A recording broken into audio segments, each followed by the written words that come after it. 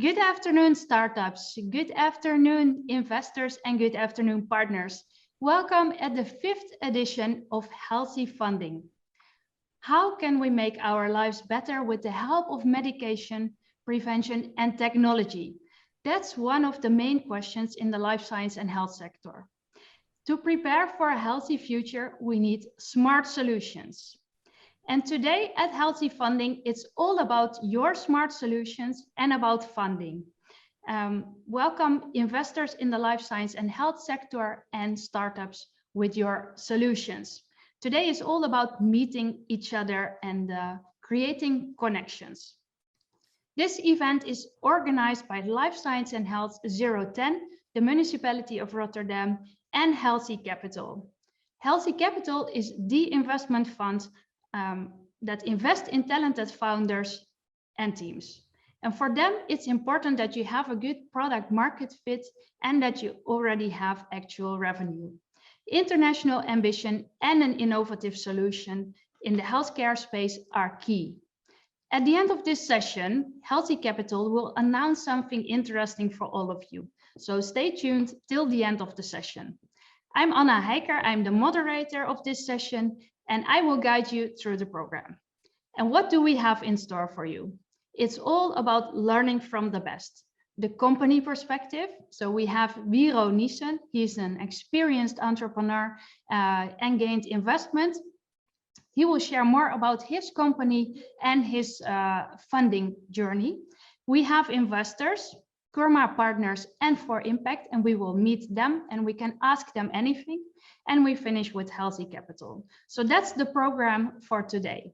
Please use the chat to ask all your questions and keep adding them to the chat, and then we will answer them for you. This is your opportunity to ask questions. It's also about meeting each other. So booking one-on-one sessions so you can talk about the smart solutions and opportunities that are that you could create together. In edition number 4, 200 one-on-one meetings took place. This edition, we strive for 300 meetings. So please book more sessions and accept the meeting requests that are in your accounts. Sign in this afternoon and you can book these sessions. Before we start with our talk show and the company perspective, we have a special welcome because Healthy Funding started in Rotterdam and Rotterdam is the base. This edition is international. So we have one of the aldermen of Rotterdam with a special welcome message. Let's watch the video of Roos Vermeij together. Hi, I'm happy to welcome you today. My name is Roos Vermeij and I'm the alderman on economic affairs for the city of Rotterdam.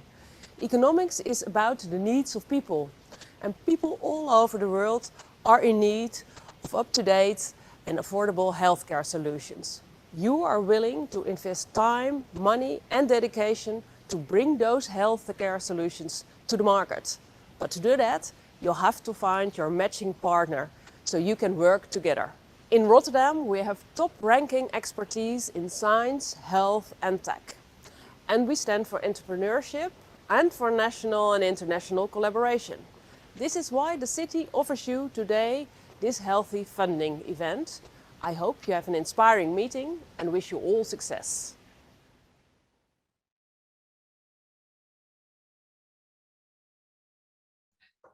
A warm welcome by our alderman Roos Vermeij. She wishes us good luck in the session today, so we are going to learn from the best. Time for our talk show. In the next 20 minutes, we will dive into the company perspective. And is your company investor ready? Our speaker will start with a presentation about his company, and afterwards we can ask him anything about getting investments. Our speaker is Wiro Niesen. He is a professor in biomedical image analysis at the Erasmus MC and the Technical University of Delft, and founder of Quantip. He founded this company in 2012 and he spends around 20% of his time on the company and 80% on his scientific work. In his role as professor, he's also taking part in the Medical Delta program. And today he's here to tell us more about his company and his experience about funding. Welcome, Wiro. Thank you, Anna. I'm happy to introduce a little bit of the background of the company. So we're really a company that tries to have an impact in the field of radiology with AI. And if I can have the next slide. So it's a company that originated from the Erasmus MC, as indicated from 2012. But this is really a space in which we operate internationally. So we have a crucial collaboration with clinical partners. That's essential for us in order to determine where are the really the urgent needs in clinical practice, but also because of we're using AI, we need to have access to data and to clinical knowledge in order to develop tools that have really value to radiologists.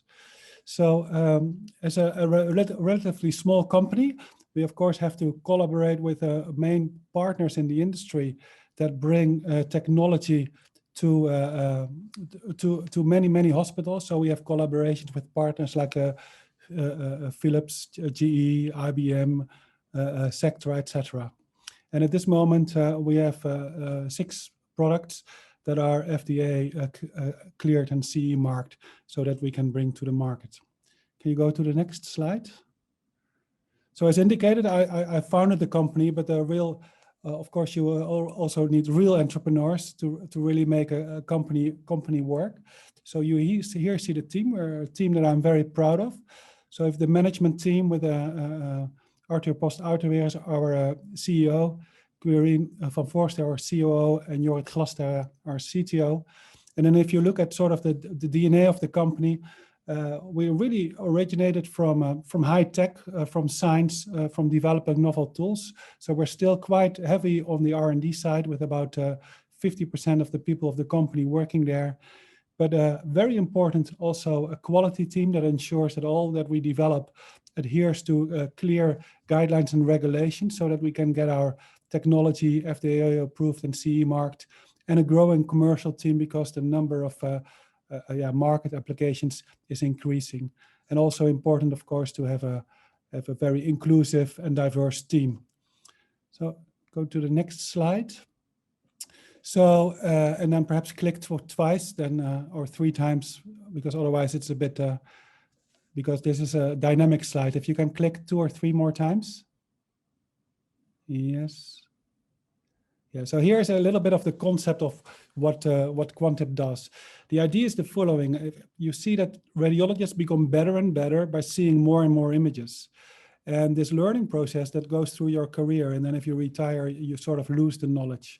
The concept of AI is to learn from examples. So we try to actually learn from labeled or annotated data by experienced users, and then bring this technology to younger radiologists, or even to locations in the world where there's a shortage of radiologists. And in this way, we want to bring up the level of accuracy of diagnosis to a higher level in many domains. Now, if we go to the next slide. So what we really specialize on is being fast, because we're a small company. We're quite agile. So we have the people that do the research on novel AI algorithms, the people that do quality assurance and the testing very close together. And the whole procedure to go from, say, a proof of concept that an AI algorithm works towards a solution that can be approved by the FDA. We've shown we can do that into 18 and 24 months. And it's really the team that we've been able to build that has the expertise to do this. Can you go to the next slide? Yeah, so at the moment we have 4 main areas, in which the first 2 I will show a little bit more, because those are our focus areas at the moment in which we have FDA approved products. So the first one is the supporting the analysis of MR brain images. So this is important in a number of neurodegenerative disease.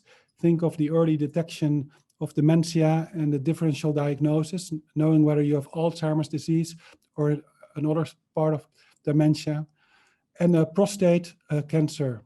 So if you go to the next slide, Here you see an example of a tool. What we deliver is the possibility to automatically analyze an MRI brain scan, to quantify certain aspects of the brain, and also to compare these aspects to reference data. So this is very normal in medicine. If you think of a blood pressure or a say a blood pressure measurement, or length or height or BMI, you always compare these measurements to reference data. That's much more uncommon if you talk about imaging data.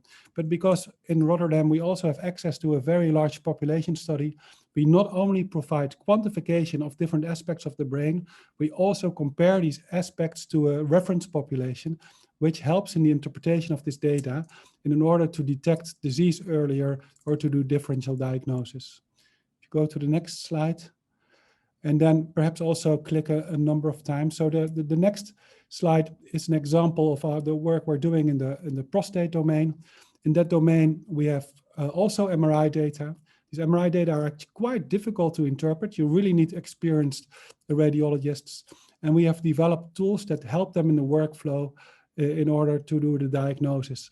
And the nice thing of this workflow, if you click 2 more times, is that we can also bring back the results into a report and to the PAC system. So we're really trying not only to develop a solution to help the analysis of the image data, but we also like to try to integrate it in the clinical workflow so that it's easier for the radiologist to use it in daily clinical practice. Next slide. And for example, and that was the introduction of the company. So after this, I'm happy to address any questions. Thank you for sharing about your company, Quantip Bureau. In the chat, you can ask all your questions. I see lots of startups in this session. So Tim, Rodrigo, Abeba, Duncan, Harry is here, Aria, Marcel, Martin. Please ask all your questions. I'm sure you will have questions after we start talking about investment with Bureau. So Viro, you raised investment in 2017, 4.5 million by Holland Venture and Innovation Quarter. And then in 2020, you got the EIC Accelerator grant in the Horizon program, 2.1 million. In 2017, you raised investment for the first time. When did you decide we need investment, or when did you know we should start getting investor ready? Because you started in 2012. Yeah, so when we started in 2012, we basically had a launching customer because of our collaboration between Erasmus MC and many other institutes, but also with a number of private partners. There was quite some interest in the technology we were developing. And we found it very challenging actually to work between a university medical center and a very large multinational directly. So at that time, we decided to put Quantip in between in order to license some of the technology we developed in Erasmus MC to the company in order to develop it under a quality system and also to be auditable, etc. Because it's very difficult if you talk about PhD student work at a university to adhere to the standards from an auditor. But because there was such interest in the company, they were a launching customer, they co-invested in the development of the first product. We got a loan from the government. And in this way, we actually could build the company for quite some years, also connecting to a number of European grants without the need of additional investor money. I think by the 2017, the crucial stage came. After about 4 years, that we had a very good quality system. We had the system in place to build a product to get it FDA approved. We got our first FDA approval. Yeah. And then you have to really take the next step and ensure that your systems are going to be sold and used in many places. And basically you need to scale up. And at that moment, you actually not only need money, but you also need expertise. You need to get people on board that have done this before and that have done this before in the medical technology market. So you're actually searching both for an investor in terms of getting the money to scale up your activities, and second, in order to have a real good critical friend in the people that are your investors, Yeah. in ensuring that the management takes the right decisions. So for us, that time was in 2017. You needed a critical friend and you wanted to scale up. Yeah. And then did you have many conversations with investors? Did you need to hunt them, or did they find you? What was your strategy, and did it take much effort, or? Yeah, so I think it does take a lot of effort, because it's a new market, in order to start to make money on AI solutions in clinical practice. It's a novel market, and so it means you have to invest in really telling the story. What is the company? What is the potential? So I think this whole process, at this time, actually, there were already other people that did more of the work. So I've been observing how much time and effort it took them, but it requires quite some time. First, to figure out what are really the investors you would like to work with. Second, to convince them, okay, we're really interested in this company. And then third, also to work out a deal. A lot of devil goes into the details. Although, I mean, there's a difference between at a certain point in time, you know, things are gonna work out, and then still it can be a lot of work to settle all the details. The devil is in the details, you say. Yeah. We have a question from Harry Hendricks in the chat. When did you engage a CEO? At the start. So we Arthur Post was our second CEO.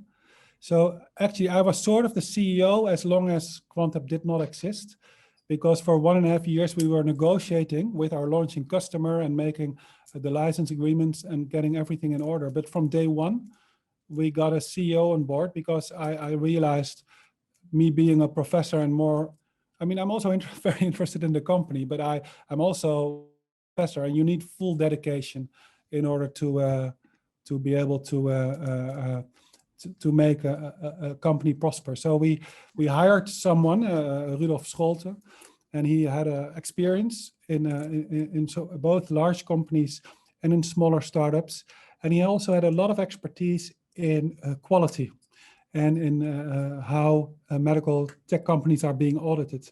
And we were basically a professor and a bunch of professors. So we had the technology, but we didn't have a lot of knowledge about how to develop software on a quality system. So we got a CEO on board, and at the same time we got quality knowledge on board, and it was very important for the company. So you got the CEO on board, the specific knowledge. Harry is asking, how did you find the right person? Yeah, that was through the network of the Technology Transfer Office of Erasmus MC. So he was in the network, he was available. So there was, I think I've been blessed twice with the CEOs that became available for different reasons. So if we did one thing well, we attracted a lot of talent to the company. Yeah, and during the conversations with investors, so at the table with prospective investors, how did you divide the roles, and were you present at all meetings, or how did you manage that process? No, I was not present at all meetings. So we were always in a team discussing all the steps. Often the first intakes were whether to see whether there's serious interest. There is then the CEO was mainly involved at follow-up meetings in which we really dived into all the structure and the vision of the company. Typically, the CEO, CTO, and me were present. And then in working out all the details, there's a lot of bilateral meetings on all kinds of aspects. And what did you learn from this process? And are there things that you would do differently next time? Yeah, so it's. I don't think whether I would do things really differently. I realize it takes a lot of time to do things well and to explain things well and ensure everyone is at the same level of understanding. But generally, looking back at the investment round, I was quite pleased. The thing which is difficult sometimes in investment round in our case is that you have a company, but you also have a university medical center, and you have investors. So the more parties you have, the more and so the crucial thing is to constantly keep everyone informed about the process. That is really important, because eventually everyone has to sign the final agreements, etc. And So there's it's all sometimes a about, risk that the things go faster between the company and the investor, and some of the other shareholders are not aware of it. So the one thing that I think is crucial is keep everyone up to date with where you are in the process. So it's all about communication and keeping them updated and in the process. You also got a grant. We have a question from Sabine from New Genia. How difficult was it to get European funding? Do you have the prototype ready at that time? So we actually received multiple European grants, but this was an extremely big one, and this one was a specific grant for SMEs. So we had a lot of public-private research grants between industry and academia, and the reason we had many is basically, I mean, that's part of the job being a professor, is getting your research program funded. So we were actually quite successful in the early years in these grants. This big SME grant was actually mainly prepared by our CTO, Jorrit Glastra, and this is a grant in which you really have to show we are an innovative company and we're going to make an impact and we're going to grow. We have a unique position, unique technology, etc. It's extremely competitive. In the end, it's about 2 to 5% that gets funded. Yeah, and we're very happy and for this investment that we got, because the nice thing about that grant compared to other grants is that sometimes you get grants that are interesting, but you're invited as a company by a university medical center, etc., because they need SMEs on the project. And it is an interesting grant, but it's not directly linked to your most critical part of development. The nice thing about such an SME grant that we got in 2020 was that it was a grant right in our main focus of interest, where we really wanted to develop. And that's so that it was almost like an investment in the company, even though it was a competitive European grant. Yeah. Question from the chat. What is the name of the SME grant you are referring to? Yeah, it is called the SME Grant Scheme of Europe. It was called SME Grant. Yeah, so SME grant. Really, I'm not sure whether it still had a different name. It is part of the it was part of your Horizon 2020 program. Yeah. If you look for Horizon 2020 SME project, and you had two calls, you had two stages. The first stage in order to build a business plan, the second one to execute a business plan. We went directly for the second. Yeah. Okay. You said, of course, unique technology. Oscar van Loosbroek has two questions about the technology. Could you expand on how the AD product is being implemented? For example, diagnosis, disease progression for clinical trials, etc. And two, did you start with a data set, or did you have to acquire data as one of the first steps? So maybe we can keep so a bit so shorter. we are in the lucky, we were doing research on this topic for a long time, so we had many data sets in the research setting, so that was good. And the way we're now mainly employing the product is in a multidisciplinary board setting. So for example, in Erasmus MC, our neurologist, the moment that someone has cognitive complaints, they go to a battery of tests, and the tool is used in any patient, and the report of Quantip is basically delivered at the moment that the radiologist talks with the neurologist, the psychologist, to make an assessment of the patient. So actually the quantitative measures from the report are an integral part now prospectively in evaluating all the patients with memory complaints, and that's the case in Erasmus MC. Now that is in a multiple, sometimes the tool is just used by the radiologist to create a quantitative report, sometimes in this multidisciplinary board meeting, but it's really made in order to use the MR image information a bit more quantitative and objective. Okay, yeah. Another question in the chat. which companies are the main competitors in the EU market for Quantip? Yeah, so that depends, because most companies are specializing on a certain topic. So, for example, in the Netherlands, we have similar type of companies. Think of Edens, which is looking at the analysis of long CT, or in Amsterdam, or Tirona, which is also looking at lung imaging, and they have some eye imaging, but they're not really our competitors, because our products are in the MR brain and the prostate space. So there's relatively some competition in the MR brains space, and that's probably because there is a lot of research effort there.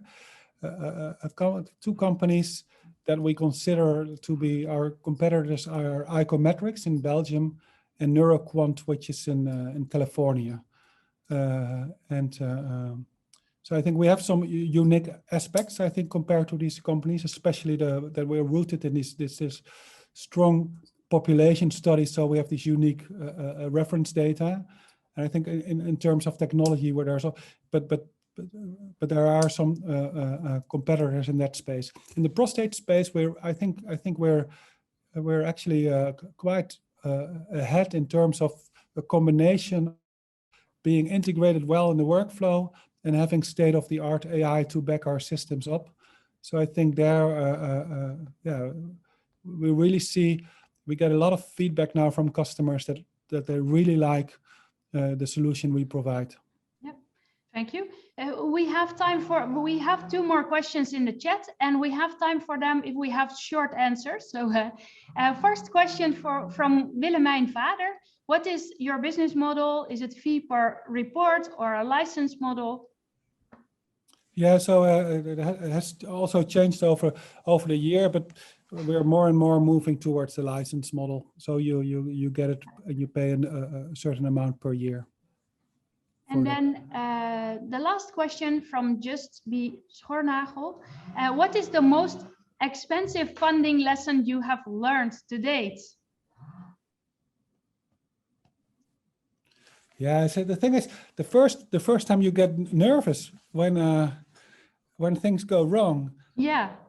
Or seem to go wrong, but things need to go wrong. You really have to figure out. You have to figure out where you meet, and you don't figure out where you meet if you don't collide a little bit. And the first time that happens, you get a little bit nervous, and you think, I think it's going to go well. And I think I'm becoming more relaxed in these situations. I don't get stressed so much, and perhaps it's good not to get stretched, but just keep on doing the work. If you believe in what you're doing, if you've done, and you bring your thing on the table, and the other side it has to become your side, but at a certain point, it's still the other side if you're still in negotiations, and then you have to, so to be relaxed about it. To be relaxed, and things need to be to go wrong sometimes. That's your message. Or it's okay that there is sometimes issues. That's part of the process. Part of the process. So thank you so much for sharing about your company and your lessons in the investment journey. Wiro Niesen from Quantip, thank you very much. Thank you.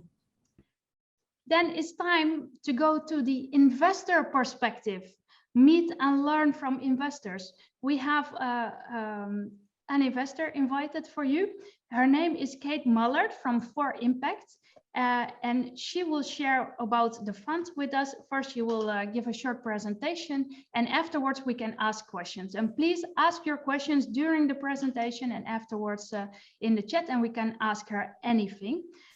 Kate Mullard is a venture investor and an advisor, and in the last 20 years, she had several senior roles in the global corporate strategy, tech scale-ups, and private equity. She's a partner at For Impact, and they are investing in digital tech for good startups, and she will share more about their focus areas and portfolio. Welcome, Kate. Thanks very much, Anna. I'm going to share my screen, hopefully successfully. Yeah? Yeah. Good. Hello, everybody. Yes, as Anna said and kindly introduced me already, so I won't go into my background any further, but to introduce our fund, For Impact.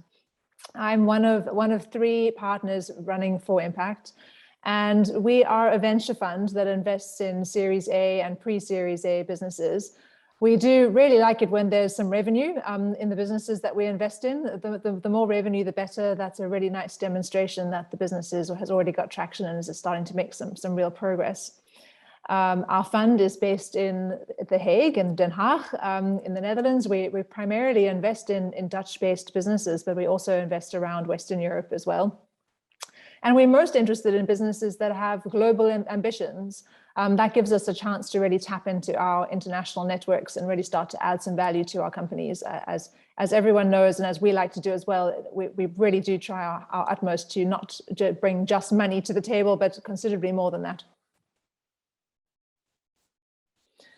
So introducing our investment thesis at For Impact, we define sustainability and impact investing as a combination of two things. Firstly, the deliberate intention to achieve measurable impact in line with the SDG, the UN's SDG goals.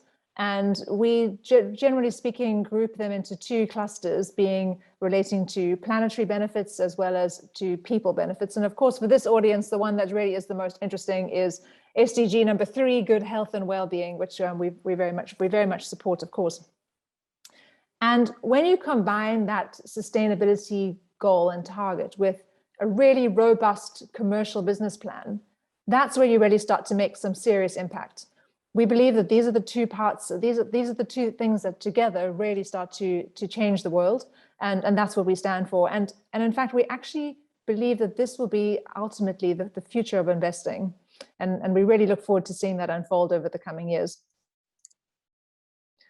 As Anna mentioned in the introduction, we are tech for good. So we invest in impact businesses with strong business models that are based in software, so technology companies. We occasionally stray a little bit into hardware, but we really do shy away from manufacturing and heavy hardware businesses, primarily because we are looking to scale. We're looking for businesses that can scale infinitely. And of course, it's much easier to do that when you are software orientated rather than limited by what can be quite difficult being on the manufacturing side. So we have managed to build up a wonderful portfolio of assets so far. We have 8 assets, 8 portfolio companies in the For Impact Fund at the moment. We recently announced the 8th one being Circularize, which is a business linked to circularity in the manufacturing space. And you probably will notice quite quickly that many of our investments so far have actually been linked to the more planetary side of the sustainability mandate. So there are 2 that I would like to draw your attention to because they're more relevant for this audience. The one being Envision, which is a wonderful software business with a fantastic team based here in The Hague, but actually that came out of Yes Delft. And what their app and their glasses do is they read out written text to aid the blind and the visually impaired. So these are enormously useful tools for people who aren't able to see for themselves. So for example, if you're standing on a train platform and you're trying to figure out which platform you're supposed to be on and you can't quite make out the sign, then the instant text function on the glasses will read them out to you so that you can find your way around easily. So Envision we're enormously proud of, and that's doing extremely well. And the other one I'd like to draw your attention to is Equalture. And this links into our belief in diversity and diverse teams. This is a tool, and it's not to do with healthcare, but it is always linked because it's a tool that is used by recruiters or by anybody really looking to recruit people. And what it does is it reduces the bias in the recruitment process by gamifying the process. And through the gamification, the software is able to measure your skills and capabilities and thereby create much more of a level playing field when you're comparing different candidates. Another business that we are enormously proud of being supportive of. So carrying on with the diversity theme, just to drive it home, as a team of 3 partners. We are two women partners and 1 guy, so we're outnumbering our male colleague at the moment, which I'm not sure how he feels about that. but also at a portfolio level, we also are incredibly mixed and very proud of that too. So 50% of our portfolio companies have mixed or female founded teams. And within the management teams, there are already 3/4 of the teams are female or mixed. So, we really do believe that having a diverse team results in diverse contributions and diverse inputs and better results. So this is our wonderful team. Across the top, there's Ali and Pauline, the two founding partners of For Impact, and myself. And the stripe at the bottom starts with Victor, our entrepreneur in residence, who has built up a number of businesses and brings some real life entrepreneurial experience into our decision making, as well as Olivia and Sven, our associate and full-time intern. So we have a wonderful culture and a great team of people, and really enjoy working together. So what next for For Impact? Well, we're looking to launch our next fund next year. It'll have a very similar mandate to what we have at the moment, although it'll be a little less Dutch and a little more European, but we'll continue to focus on tech for good ventures, which naturally includes everything to do with healthcare too. So very much looking forward to meeting some of you in the room. Thank you, Kate, for sharing about For Impact. I look at the chat if there are any questions. Yes, we have questions. Marcus Ademola is asking, taxes. How much founders end up paying taxes to the Netherlands government on the last exit transaction, or sale of founders shares options? Okay. I need to read this again. Marcus, that's a very technical question. I'm afraid I'm not a tax expert. I'm definitely not the best person to be commenting on that. Yeah, then number 2, how did your last 2 portfolios perform? I can't give you the details because all 8 of the investments are still in the portfolio. So we don't have any exits at this stage in the current fund, so that I can report on. But fortunately, they're all going in the right direction, which we're very pleased about. That's good to hear. Yeah. Esther Janknecht is asking, what is the size of your investments, previous and future? Hi, Esther. Yes, so we tend to invest between 250 and 750,000 euros in the first tranche of investment in one of our startups. It depends on a number of factors. Partly how developed the company is, how much revenue it's generating, how far down the development cycle it actually is already, but also our belief and our enthusiasm for the sector and the team and so forth. But one thing that is important to bear in mind is that we always keep some dry powder. So we always try and hold back a little bit, in that our preference is very much to continue to support our portfolio companies over time. And therefore we keep some funding back to be able to follow on in future rounds too. Yeah. And Gilo Technologies is asking, at what stage do you invest? Yeah, so as I mentioned at the beginning, we really do like to see some revenue in our portfolio companies before we invest. And the more revenue, the further down the line, the better for us. Typically, we invest post angels, post seed, and in the direction of Series A or Series A. Yeah, okay. Then last question for you, Kate. These startups are going to book one-on-ones with investors and maybe with you. Yes. Are there any pitfalls you've seen in previous one-on-ones, or do you have recommendations for these startups to make the most out of the sessions from an investor point of view? So what could you say about that? Yeah, I think that the best thing is really to have as a strong and as a well-defined pitch as possible. A half an hour meeting is really very little time, and if you can get the main thrust of your arguments and your business model across in the first few minutes in a very clear and succinct way, that is an excellent start. Because sometimes it can be quite difficult to figure out exactly what the business is actually doing. That sounds a bit silly, but it can sometimes, particularly with complex businesses, it can be a bit tricky. Yeah. So make sure you have a super clear pitch. That's the main message. Yeah. I can already announce that Healthy Funding is organizing more masterclasses with pitch coach David Beckett next year in 2022. So I can really recommend to join those sessions. And thank you, Kate, for providing your advice and sharing about For Impact. And I wish you a lot of interesting one-on-one meetings in the next week and today and tomorrow. Thank you very much. Looking forward to it. Time to meet our next investor. We are going to meet Kurma Partners, and we have Benjamin Bello here in the session. He has a background in chemistry and he did an MBA at INSEAD Singapore. He has always been working in healthcare and he's a judge and mentor at several accelerators in healthcare. So Kurma Partners is a major player in the funding of healthcare and biotechnology in Europe. They are investing in early stage health startups from Europe. So very interesting. Welcome, Benjamin. I don't hear you yet.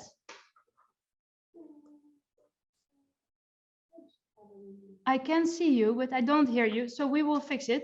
Benjamin will first share a bit about Kurma Partners, and afterwards we can ask him questions. So don't hesitate to ask your questions in the chat.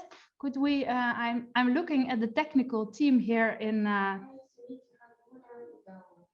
Okay, Benjamin. Hopefully we can fix this and hear you later.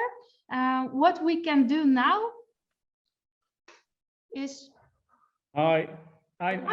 Yes, we. No, that's me. I need to step in. Mike asked me. So. Yeah, I was going to introduce you. So we switch two items. We are going to listen to Douwe Jippes, managing partner and founder of Healthy Capital. They invest in Dutch-based healthcare startups that are ready to grow. The team is very important and they want to make an immense global impact together with you startups. And Douwe has something interesting to announce. So Douwe Jippes, welcome to the session. Thank you. So what we would normally do every year is give kind of an overview of the Dutch health market. What kind of startups have come on the market and what kind of scale-ups have we seen arise. But it's really funny that due to the Corona crisis, a lot of new startups, they basically entered the market. So we developed not one market map, but three, and we thought it would be cool to launch it today. And I'll show it like in 10 seconds because we need to get back to Benjamin. And I just wanted to announce it and tell everyone, every startup in the room, please, if you're not on the market map, work hard on your presence because yeah, this is the way you get noticed in the market. We see a lot of traction on it. So we divided the market map in three segments. The first one is digital health. The second one is digital therapeutics. And the last one is health tech. And we're trying to work on a medtech version as well, but that takes a little bit more time. So if you want your startup on this overview, please share your logo and we'll publish it probably tomorrow. And, you know, we really like to engage and build the ecosystem together because I think it's really important that we have events like this, that we share knowledge, that we build the ecosystem, that we talk to a lot of healthcare professionals and try to really build our ecosystem and help transform digital health, right? So this is my 2 minutes moment in our program as co-organizer. But I also wanted to share a nice anecdote about this event because believe it or not, we have set up our next fund, Healthy Capital Fund 2. And because of our event last year, we're talking with one of the possible investments from the last session. So these events are really important to really get connected and really learn a lot about each other in a brief time. And then, you never know, you might get an investment through this event, right? So enjoy the event, network. And I've just received a message that we already have 300 meetings planned. So that's amazing. And I hope that Benjamin is here to talk right now so he can get to the floor. Thank you, Anna. Yeah, so Douwe, a short question. If they want their logo on it, they can send it to you, but where should they send it? Do you share your email address or they should upload it in Umbrella and you, or what is it? I'll shoot my email in the chat. It's there. So it's done. Oh, okay. Cool. Great. Thank you, guys. Perfect. So let's all submit logos to Douwe. So if you were not on the overview yet, so thank you for sharing the digital health market map. Very interesting. Douwe from Healthy Capital. Thank you. Benjamin?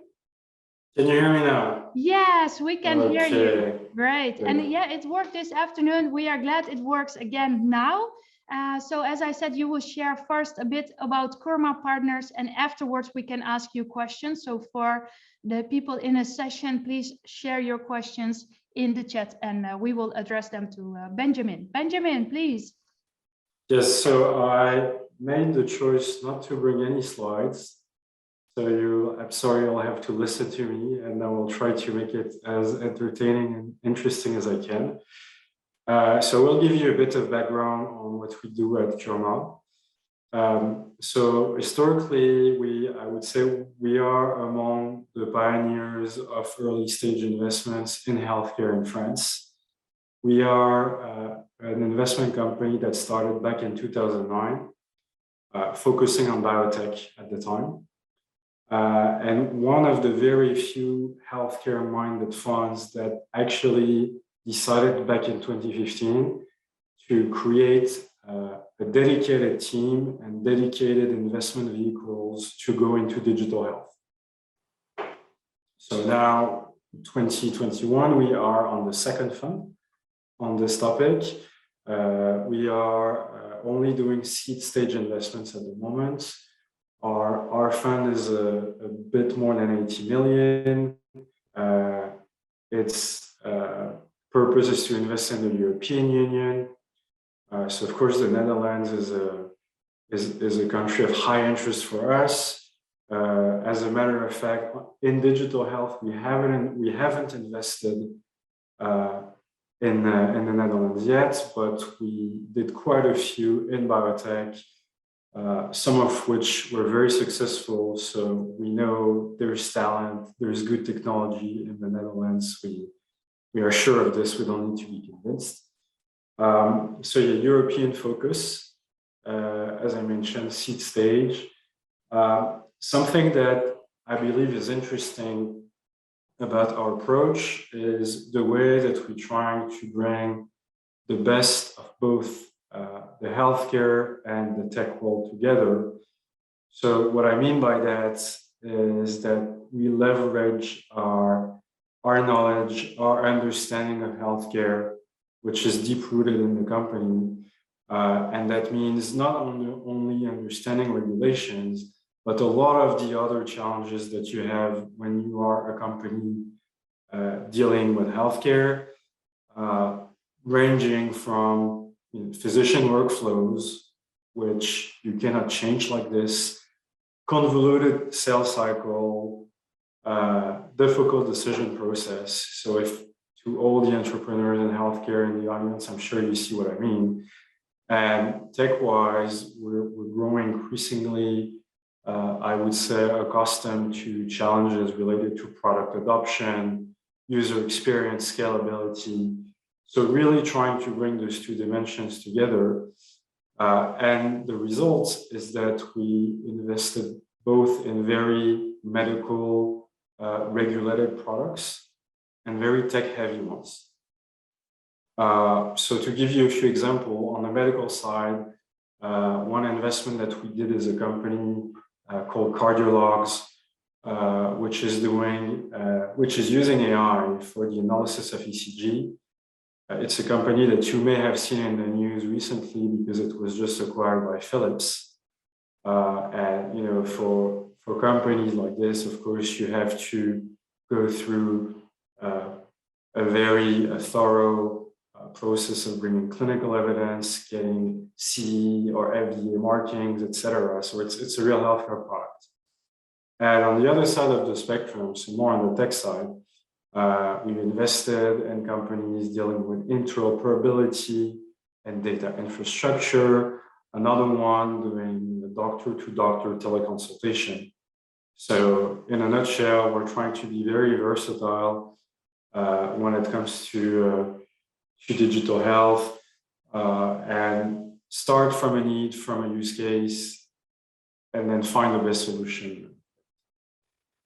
Maybe one last piece of information that's significant that I can mention about Kurma is that we recently got acquired by Eurazeo. So that's a name that may not be familiar to many of you, but Eurazeo is one of the largest private equity firms in Europe. So of course, the goal is not that we become a private equity firm ourselves, and this is probably not why they acquired us, is that we keep doing what we do best, but with the backing of a major investment company that has 26 billion under management. And I guess where it gets interesting for founders is that today we are coming in at the seed stage. With the muscle of Eurazeo behind us, the hope is that we can continue supporting companies throughout the whole life cycle. So I'll stop there. Obviously, I mean, I could give many more examples of companies that we have funded, but I thought maybe it's better to give the opportunity to the audience to ask questions. Yeah, sounds good. Thank you, Benjamin, for sharing about Kurma Partners. What is the size of your fund? So the digital health fund today, it's a bit more than 80 million euros. 80 million euros. And in total at Kurma, we have, if we take all the funds, we have 500 million. So yeah, the latest fund on digital health had 80 million. The previous one was 35, and the rest is yeah. And at what stage do you invest? This is a question from Arya. As I mentioned, we invest at the seed stage. Yeah. We do follow on rounds, but when we come in is really at the seed stage. Yeah, seed stage. Okay.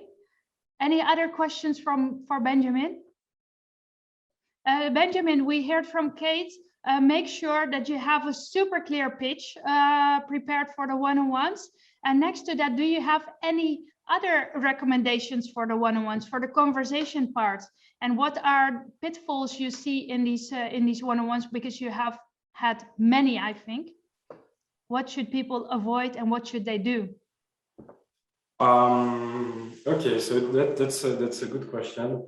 I think what you want to avoid is, going head on through your presentation, your slides, and so on.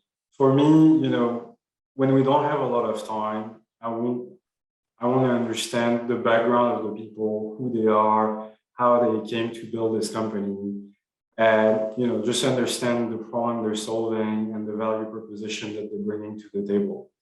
Usually I find this for a short interaction, that's probably enough.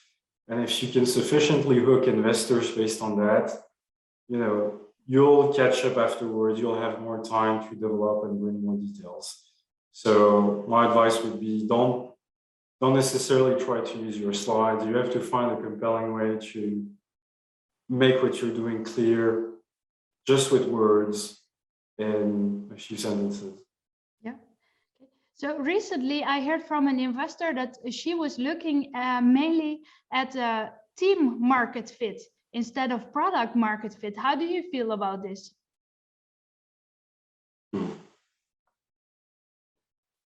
Well, it's an interesting point because of course, if you think of team market fit, it's always a plus to have people who know healthcare, who've been exposed to it, to work in that field. That being said, I've seen very successful founders who were very agile and didn't have a background in healthcare and still succeeded.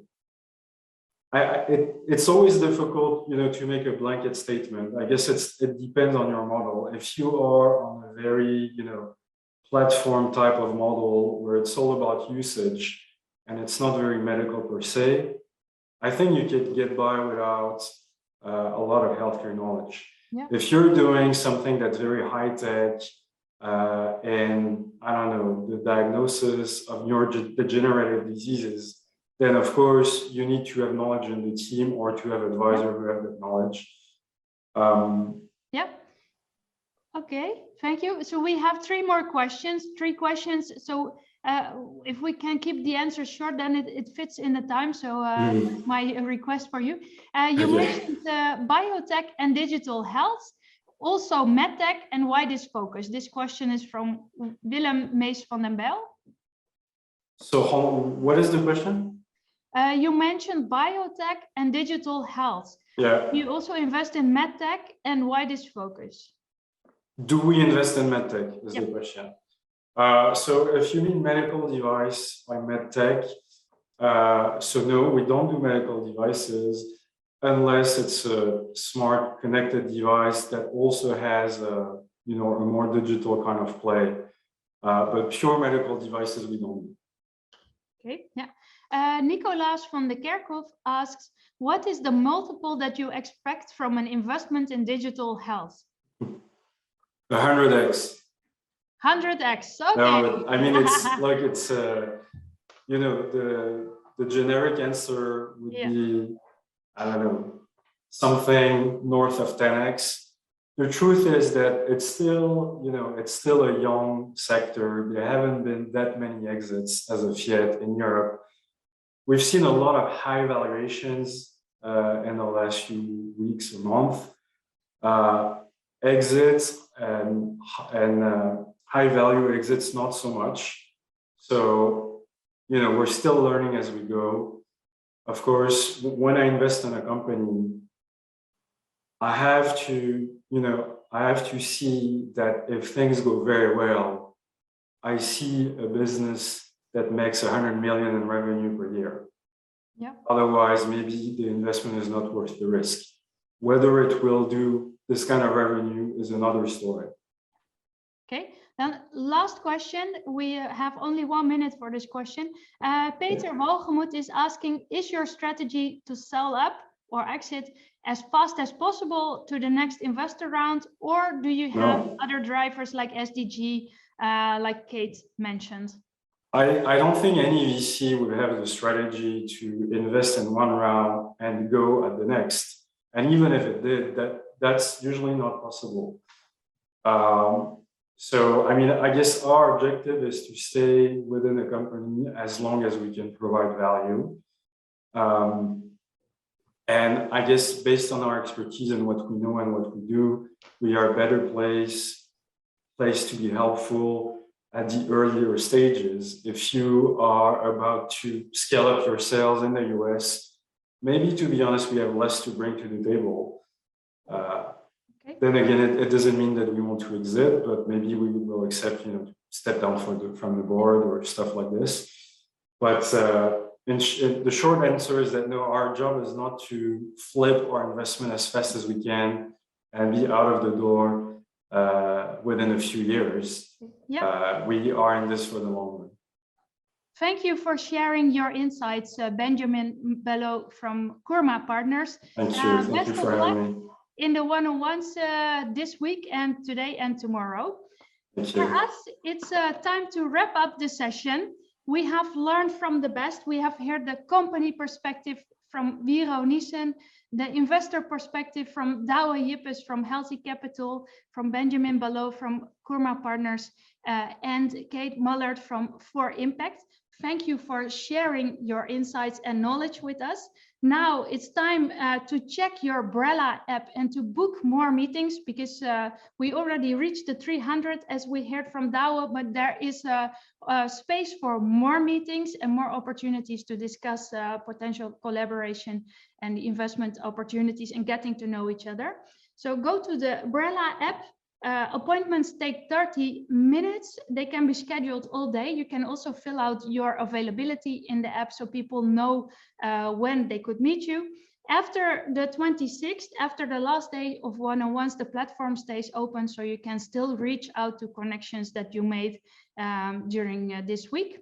For us, this is our session Healthy Funding, the 5th edition, and we look forward to see you at edition number 6 in the spring, and also during the pitch masterclasses by David Beckett, also in 2022. Best of luck in the one-on-ones and have a nice afternoon.